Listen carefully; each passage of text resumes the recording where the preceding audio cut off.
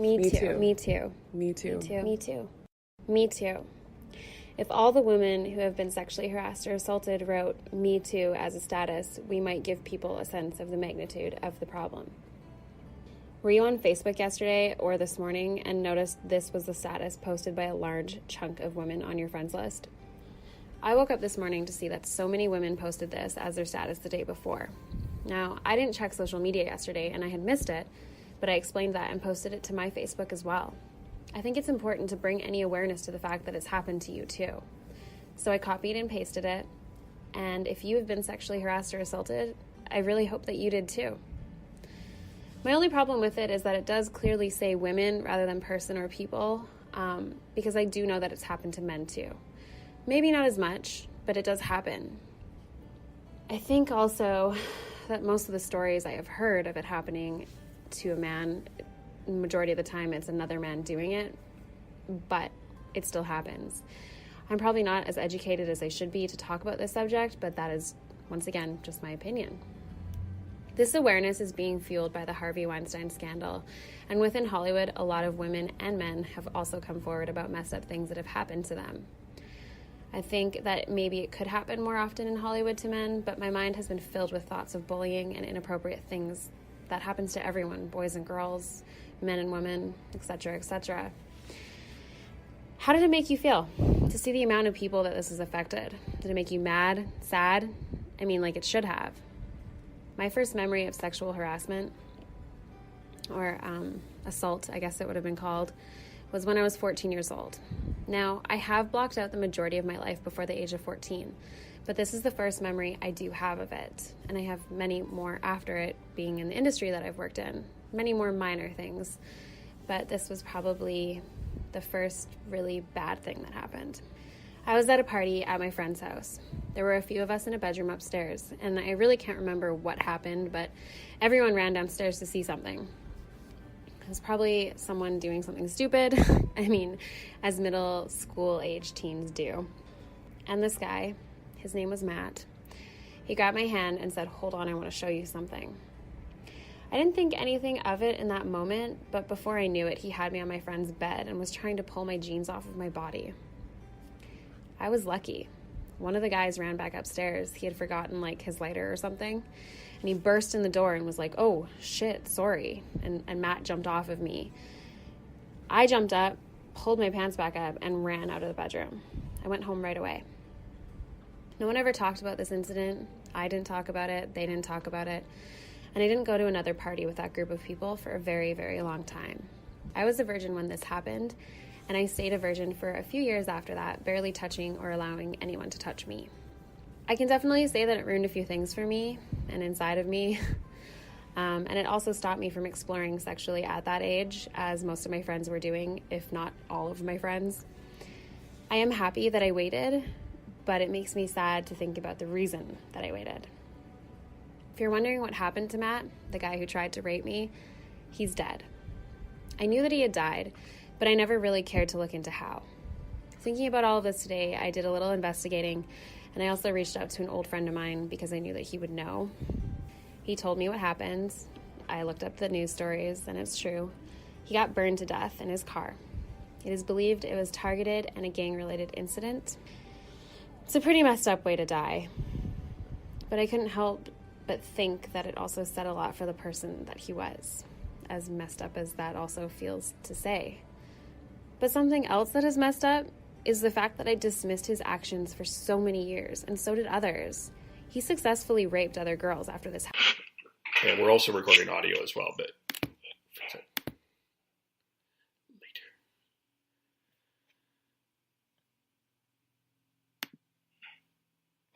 Hello, everyone. Welcome on Facebook Live, Spreaker.com, KEVOLE, SoundCloud.com, KEVOLE. You can also subscribe on YouTube, Kevin Olenek. Follow me on Twitter at KEVOLE, and also add me as a friend on Facebook, and like Agree or Disagree podcast as well on Facebook. It was October the 15th, 2017, almost a year ago, that Alyssa Milano tweeted this: "If you've been sexually harassed or assaulted, type Me Too as a reply tweet. You can argue that there has been some progress. As of this recording, there's been over 25,000 retweets as of September 22nd, 2018, and over 53,000 likes. There have been men that have been fired, suspended, and arrested. Men like Harvey Weinstein, Louis C.K, Marshall Faulk, Kevin Spacey, just to name a few. But yet, it's also fair to say that we have a lot of work to do. One of the names that was mentioned, Louis C.K, made a, and I'm using air quotes for those that are not watching on Facebook Live, comeback stand-up routine earlier this year. And just this week, Jian Ghomeshi wrote an article in the New York Review of Books. Editor Ian Buruma stood by this decision and, of course, is out. And that decision was met with anger and frustration and disappointment and tears. Also this week, Edmonton Northlands and North American Midway Entertainment Canada company said in an incident in July of 2008, a 13-year-old girl who reported being sexually assaulted and left in a ditch in K-Days, air quote, ought to have known. They have since retracted some of that statement in a video. And of course, we have Brett Kavanaugh. Palo Alto University professor Kristin Blasey Ford has accused Supreme Court nominee Brett Kavanaugh of a sexual assault 30 years ago. She has faced questions, tweets, and challenges of her claim, including from, of course, and maybe not surprisingly, President Donald Trump, which we'll get into as we get into this conversation. Our guest today is someone who has come forward. Kristin Raworth came forward with an accusation back in January of sexual harassment against former federal cabinet minister Ken Hare, prompting others to go public with their own allegations. She was told by a member of the Prime Minister's office that her allegation was deemed 100% founded by an independent investigation, the results of which were kept secret. She describes herself on her Twitter as a political geek, an advocate for sexual violence survivors, a vice president of the GOA United Way campaign, and a proud partner of Alberta Vanguard. And we are glad that you are joining us today. Thank you for joining us on this Saturday afternoon, first day of fall. Thank you for having me. Did I pronounce your name correctly? It rarely gets pronounced correctly. It's Raworth, so Ray Drop of Golden Sun Worth. Raworth. I explain it to people, yeah. If there's any comfort, mine gets butchered as well, but all the time. For those that are watching on Facebook Live, if you do have any questions, we will get into them as we get into this conversation. But I think there's always the internet. The internet tells a story, but I always like to hear it from your eyes and from your perspective. Tell us the process of coming forward and tell us what has happened after and kind of just share your perspective of your journey. So, I mean, as everyone knows, I came forward at the end of January around my experiences with Mr. Hare and issues around sexual harassment that I experienced. And obviously, when I came out so publicly on Twitter, I received a significant amount of press, and there was a lot of negative reaction from people. But there was also a lot of positive reaction, and that's the piece that I don't think we speak to as much, is the incredible support that I received from a lot of people, and just the so many people coming to me afterwards to share their own experiences and what they'd gone through, whether it be in politics or in a different kind of venue. And then, just recently, like you spoke to, after the investigation concluded, it was found that what I said was 100% deemed founded, and I received an apology from Mr. Hare, and which is meaningful to me. And then as a result of that, I wrote an op-ed from Maclean's talking sort of about accountability and how we can work through that. And in that article, I also shared my experience with being sexually assaulted 3.5 years ago by a close friend. One of the things that I think doesn't get a lot of conversation is we hear the stories, and I'm going to get into that language of stories in a second. We hear your perspective, you hear your journey. Talk about the support system around you and how important that has been to help you get to this point, and because there are many that don't have it. Yeah, so like I said earlier, when I was assaulted 3.5 years ago, it was by a close male friend of mine. And when I disclosed my assault to my friends and to some other people who were close to me at the time, I was not believed and I was not supported, because generally I think we have a very difficult time accepting the people we love can be capable of doing something like that. I was incredibly blessed to receive the kind of support from the Alberta Association of Sexual Assault Services and the Sexual Assault Centre of Edmonton, both of with whom I work very, very closely. And I was the spokesperson for the I Believe You campaign, which is a campaign through the Alberta government to create and help encourage a culture of belief and support for survivors and helping to give that language. Because really, when we talk about supporting survivors and the support that I received, it's really just about saying, I believe you to someone that you care about when they disclose to you. It's not about being the judge or the jury or anything else. It's about just providing that initial support to someone, because that can be so incredibly meaningful to someone in their journey towards healing for themselves. So there's two things that I've been struggling with, and I'll tell you the first one. Almost 3 years ago, I fell for a scam. I posted about this scam on Facebook, and within 24 hours, there were not one, but 2 GoFundMes to support me in my system, in my recovery. I never provided any proof that I was scammed. I just shared it on Facebook. 3 months ago, I shared that I lost my job. I never heard or had anyone tell me, prove it. I can prove it. But no one has ever asked me to prove that. Even 30 years ago, there's been stories 30 years ago about priests sexually assaulting young boys that have been come forward. We believe them. We don't demand proof.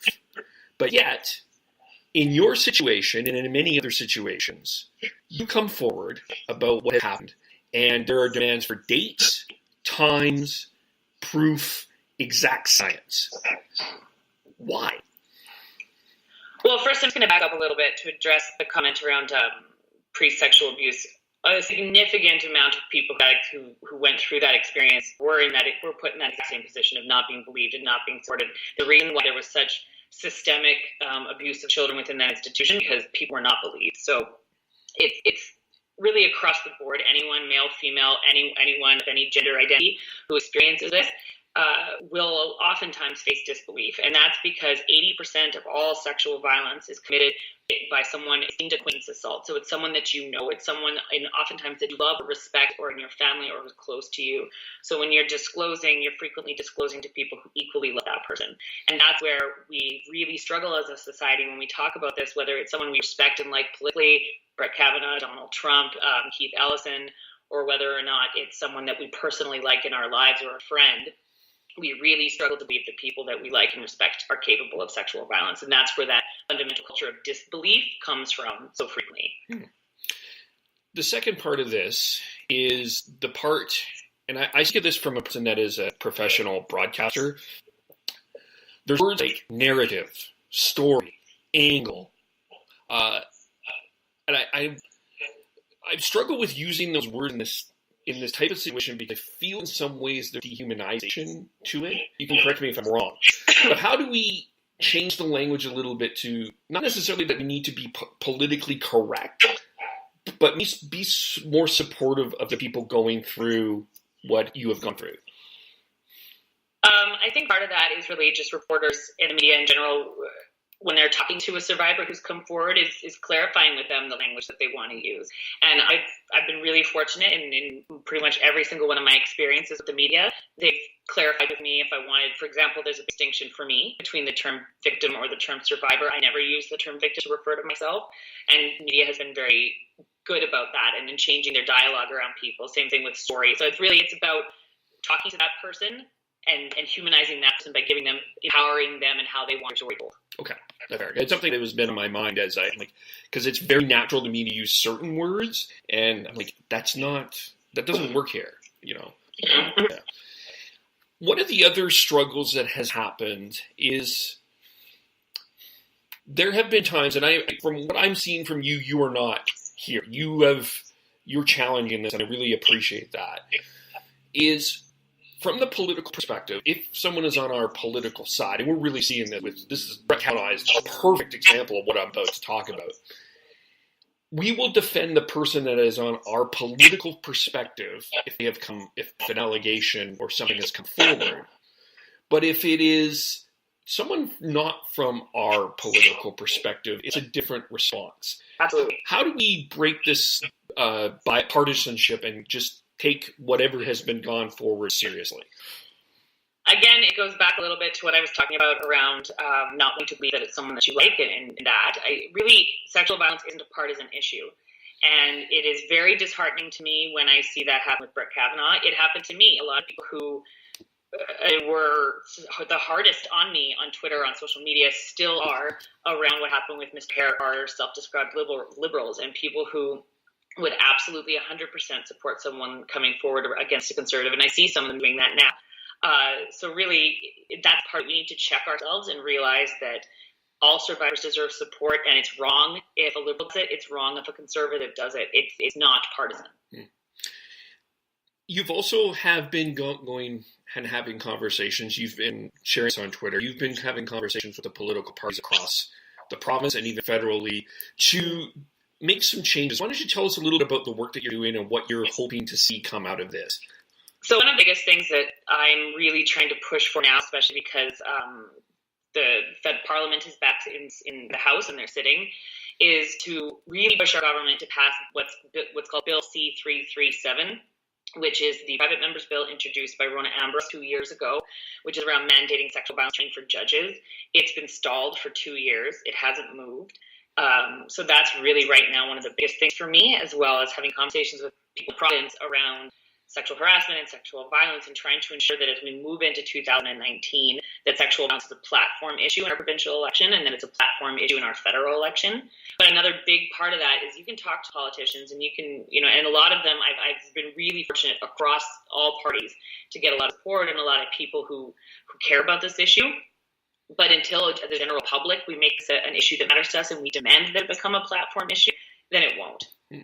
What have been your conversations with the public been like? Do you feel like there needs to be more awareness of what you're doing, or what's? I think sometimes it's difficult to have these conversations with people who are, for example, worried about, how they're going to make ends meet, or worried about losing their jobs, or worried about, the economy, and those kind of issues that seem to dominate media in both provincially and federally. And so it's really trying to make this a meaningful and impactful conversation for folks, and why this can matter, as well as all of the other things that for them are more impactful in their day-to-day lives. It's to sort of talk about these little pieces of policy that we can do in terms of how we can change the Police Act in this province, how we can increase funding for health services for survivors in rural communities, and how we can have those conversations and show them meaningful change and what that can look like. It's a huge piece of that conversation. If you were in control of this world right now, in terms of the police, let's just pretend you are for the point in time, what would change in terms of that? Like, what do you like to see specifically in police and a health act? Well, for police, the first number one thing is to mandate trauma-informed training and sexual violence training for all uniformed police officers. It does vary. Some different police groups do have some sort of training, but it's not mandated, and it's not standardized across the province, especially as it relates to uniformed police officers. Obviously, to become specialized, that doesn't necessarily exist anymore. For me, when I did go to the police around my experience with sexual assault, one of the first things the female police officer did was run a criminal background check on me, and then told me that. Not on the person that I'd spoken about. And that in and of itself immediately made it difficult for me to want to go forward. So that's a huge step. It's also about increasing access to rape kits in the province and making it so that if you live in Anne or Jasper and you've been sexually assaulted, you don't have to go to Calgary to have a rape kit done. It's those meaningful, significant pieces of change, and mandating sexual harassment policies. The OHS legislation in Alberta has recently changed so that, yes, that is a part of it, but enforcing that and standardizing that, ensuring that every restaurant and bar where this is especially an issue have access to not just what a good policy looks like, but who they should be talking to and how they can better protect their staff. Yeah, maybe that's another place that we need to get into, because that it does happen frequently also in schools as well. What conversations have you had around educating? We'll get into a bigger workplace management part in a second here, specifically within the bar industry. Are you having conversations with them about Yeah, so I've been working with a burly chef who's just one of the most incredible, passionate advocates as it comes to issues in the restaurant and bar industry. We've had conversations around this and what this can look like. Daniel is incredible, and that is part of it. Like I said, it's giving restaurants and bars access to what does a good policy look like. Because going onto their website, it's hard to see what a standardized policy should look like. So, because a lot of these restaurants, they want to do the right thing, they want to ensure their staff are safe, but they don't know where to start. And so they're building it with really no access to supports to do that. And then how do we ensure that there are policies in place in each restaurant and bar? So if a server wants to, or someone from the back of house, whoever wants to talk about their experiences, that there's a mechanism in place for how they can do that. Standardized mechanism across the board. That sounds like if you're a restaurant owner, I think you need to have a conversation here and give them, and I imagine also what I'm hearing you say too is there's a lot of the smaller towns like Banff and Jasper and Canmore. They're, if a lot of stuff needs to happen in terms of there as well, especially in a smaller community, that this gets a lot tougher. In Calgary and Edmonton, it's a bit easier, not super easy, obviously. It's access to resources. And again, the Association of Sexual Assault Services is doing incredible work in partnership with different organizations in Jasper and Banff and in the Canmore area. But if you don't have access to those services, or the health community isn't properly trained to work with you, you're still going to have to go to a major city. And that shouldn't happen in rural. That shouldn't happen. Rural Albertans should have access to the exact same level of services and supports as urban Albertans do. Yeah, that's... What about in post-secondary, in the universities and colleges? What conversations need to happen there? And what conversations would you, if you got invited to speak to a group of people? So the Alberta government, I believe it was a little under 2 years ago, did mandate that all of the post-secondaries in the province need to have sexual violence policies in place. So they have all, for the most part, as far as I know, implemented those policies. Again, it's difficult because that's also connected to not a lot of the universities around, or post-secondary, in our province have access to sexual assault services on campus. UA does, the University of Alberta does have a sexual assault center on campus, and a few others have close relationships with the centers within their cities. But it's giving the university the opportunity and the resources that they need to look at different options. One of those the biggest options right now is how do you track thing for for sexual assault that happens on campus. And there's a third-party mechanism that they're looking at inducing, but again, that costs money. And so that's part of this, just making that investment, because you can have a policy, but if you don't have the resources that you need to give that policy really strong teeth, then it's difficult to move forward with that and actually address the issue on campus. And another area that's a big struggle is the workplace environment. If someone is in a higher authority position, if you come forward, it's very, very tough. Even if it's someone that is on the same colleague level, it's what needs to be done there. I think part of it, again, is just going back to what I was saying around the OHS legislation, is when you're talking about harassment policies, it's very, very important to really have solid policies that offer different opportunities for how these can be addressed. Whether it is a formalized mechanism, whether that's sitting down together, like different things that you can do. One of the biggest things that I say to people is that those kind of really strong harassment policies, they aren't just good for the person who's coming forward with accusations, but they're good for everybody in the process. It does allow each voice to be heard and to address an issue. Because when we're talking about sexual harassment and sexual violence, it all exists on a continuum. And so there can be an opportunity when we're talking about sort of in a different side of the continuum to work with someone to address their behavior and to help that change. That needs to be part of this as well. Yeah, I'm absorbing what you're saying here because there's a lot to kind of think about. And, I haven't been in a situation, but learning about these situations, and I think not being aware of what the struggle is, and unless you've done your actual research or been through this, I guess that's to absorb that. Before we get into the social media part of this, coming forward, especially one of the big things this week has been coming forward when it has happened, and you saw that with the hashtag I didn't report it, coming forward for something that has happened a few years ago or a while ago.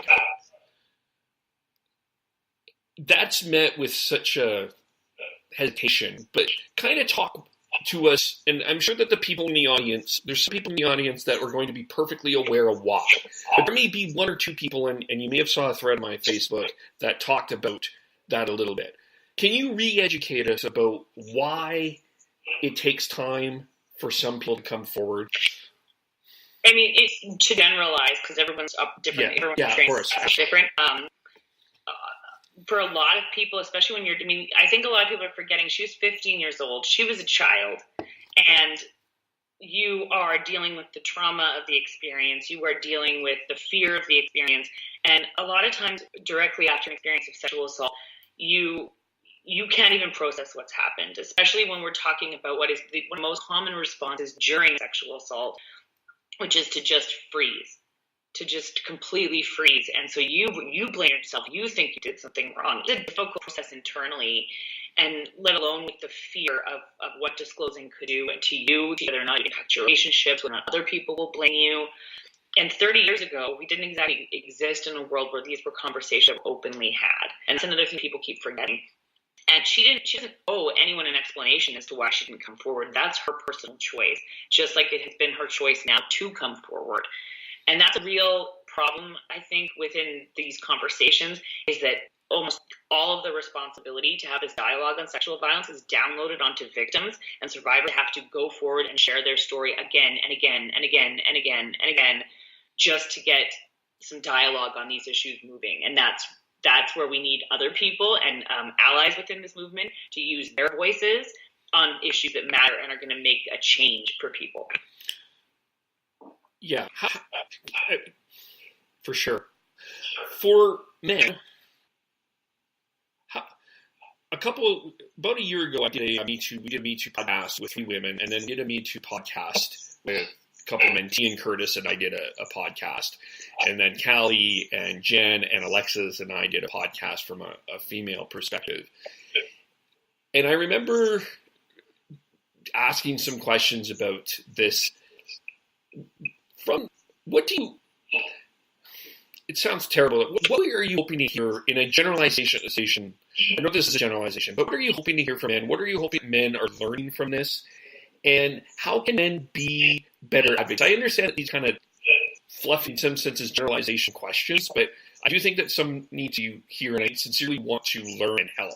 So, first off, 1 in 6 men in Canada will experience some form of sexual violence in their lifetime. When we are talking about, Me Too has been driven by female advocates, started by a female advocate. Absolutely 100% women experience it statistically more, but men are just as much a part of this. When you look at Terry Crews and some of the high-profile men who have come forward about their experiences. So when we're talking about what we need from other people outside of the movement or who have not experienced this, we're not just talking about what men need to learn. Some of the most negative comments that I got online were from women. We need to, as allies, as anyone who wants to be an ally to the movement and try to bring about ending sexual violence, it is about ensuring in Canada that your MP and that your MLA know that this is an issue that matters to you. It's about ensuring that if someone comes to you and discloses an experience, the first 3 words out of your mouth are, "I believe you," and you support your friend and you support your loved one or your family member. That's how we can make real change. Yeah. In terms of the conversations, social media, you have faced a lot of negative, you've mentioned this, from males and females.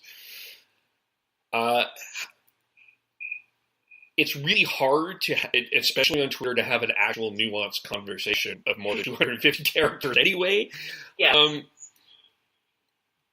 How do we, but is it possible that we change that? How do we go forward on that to make it a more productive conversation? Are you seeing, since this has become a forefront, more of a positive conversation, or do we still have a lot of work to do? Like how to make Twitter a more positive place? Oh, Twitter's a cesspool. You and I both know Twitter's a cesspool. I think, ultimately, we've seen social media be used for incredible good. Like you mentioned at the beginning, around the Me Too movement, some of the stuff that's happening right now, all those hashtags, and even before that, when we talked about Jian Ghomeshi and the "Been Raped Never Reported" hashtag, it has given people an opportunity to share their voices, and in that way is good. But again, we're never going to have a nuanced discussion on something like this using Twitter or even Facebook. It's about really getting out there, having conversations with the people in your life, and again, utilizing social media for what it is really good at, which is highlighting issues that matter to you and making them matter to other people. Again, going back to my point earlier around, really connecting with your political leaders and letting them know what matters to you and what you want to see change in our province or in our country. Do you think that this can be an election issue in Alberta in 2019? 100%.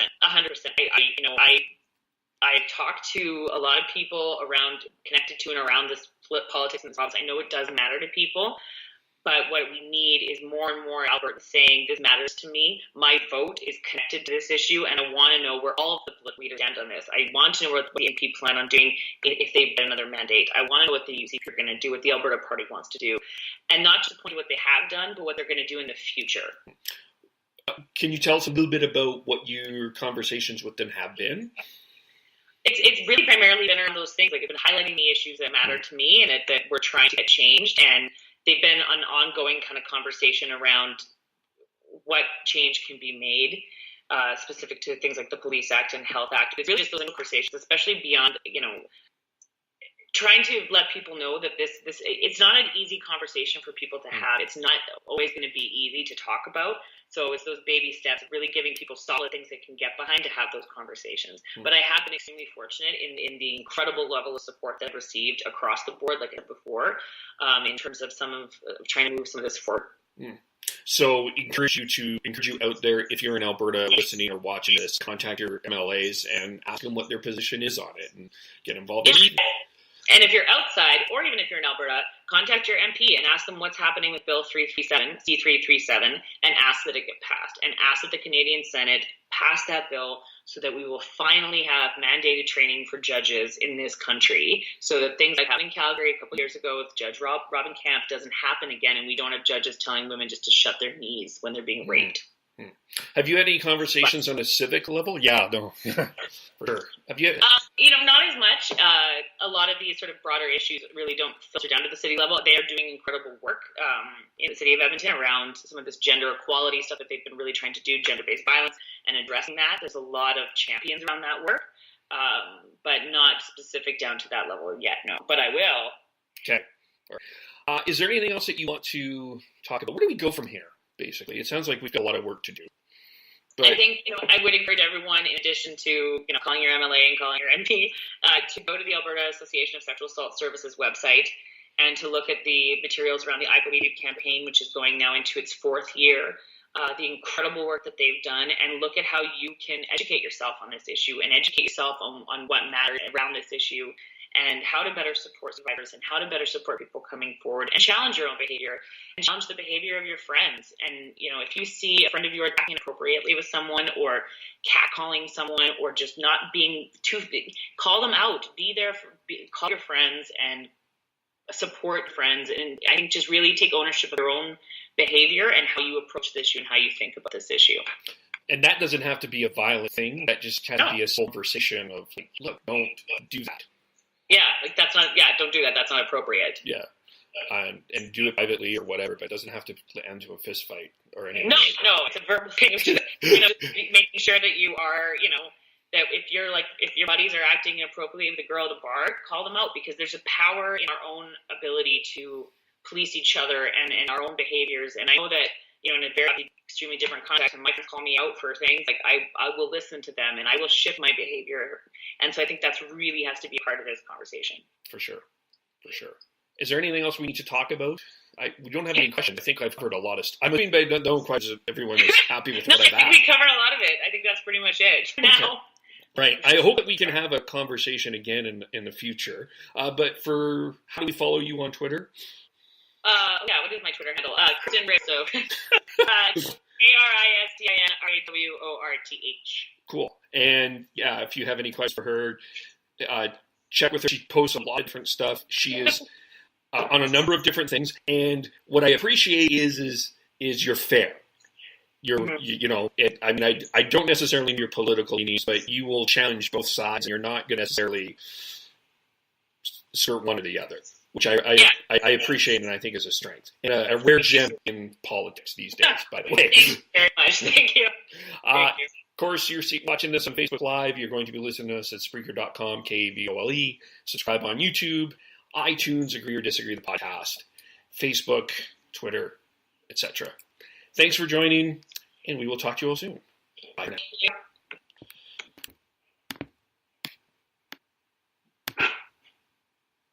And done. Awesome. Thank you.